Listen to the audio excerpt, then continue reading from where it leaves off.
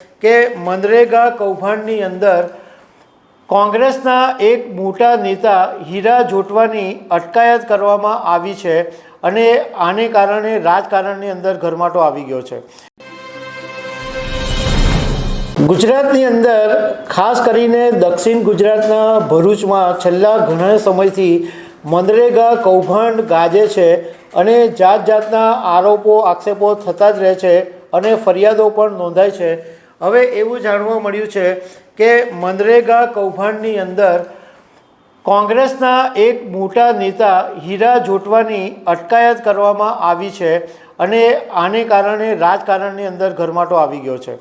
તો આના વિશે તમારી સાથે વાત કરીશ। મારું નામ રાજેશ શાહ છે અને તમે જોઈ રહ્યા છો ગુજરાતના સૌથી મોટા ડિજિટલ ન્યૂઝ પ્લેટફોર્મ ખબરછે.com। જાણવા મળેલી વિગત મુજબ મનરેગા યોજના કૌભાંડની સાથે સંકળાયેલા કોંગ્રેસના ઉપપ્રમુખ અને કોંગ્રેસના મોટા નેતા ગણાતા હીરા જોટવાની ભરૂચ ક્રાઇમ બ્રાન્ચ પૂછપરછ માટે બોલાવી લાવી છે અને એમની સોમનાથના સુપાસી ગામેથી અટકાયત કરવામાં આવી છે।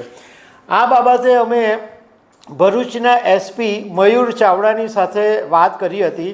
એસપીએ એમ કીધું કે હા એમની અમે અટકાયત કરી છે અને એમની અમે પૂછપરછ કરી રહ્યા છે।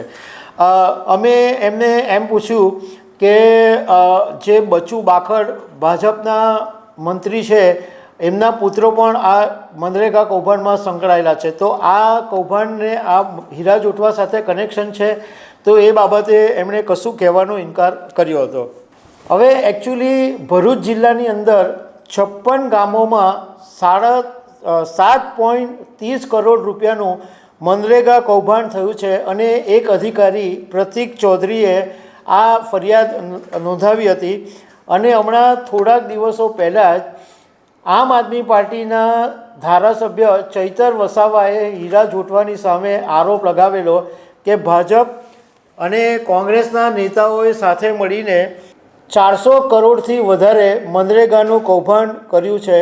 જો કે એની સામે હીરા જોટવાએ તે વખતે એવું કીધું હતું કે અત્યાર સુધીમાં માનહાનિનો કેસ કોઈએ નહીં કર્યો હોય એવો મોટો કેસ હું ચૈતર વસાવાની સામે કરવાનો છું।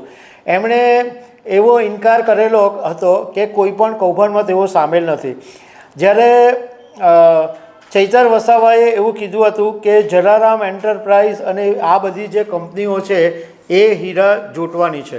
હવે હીરા જોટવા વિશે તમને થોડીક માહિતી આપી દઉં તો હીરા જોટવા કોંગ્રેસના નેતા છે અને 2022માં તેઓ કેશોદ વિધાનસભામાંથી ચૂંટણી લડ્યા હતા અને હમણાં જ્યારે 2024માં લોકસભાની ચૂંટણી ગઈ ત્યારે કોંગ્રેસે એમને જૂનાગઢથી ટિકિટ આપેલી હતી પરંતુ તેઓ હારી ગયા હતા। 1991થી 2004 સુધી તેઓ સુપાસી ગામના સરપંચ રહ્યા અને 2019થી 2023 સુધી કોંગ્રેસ પ્રદેશના મહામંત્રી પદે પણ રહ્યા અને ખેતી અને બિઝનેસની સાથે હીરા જોટવા સંકળાયેલા છે। તો દર્શક મિત્રો, આવી અનેક વાતો સાથે અમે તમને મળતા રહીશું। Thank you very much.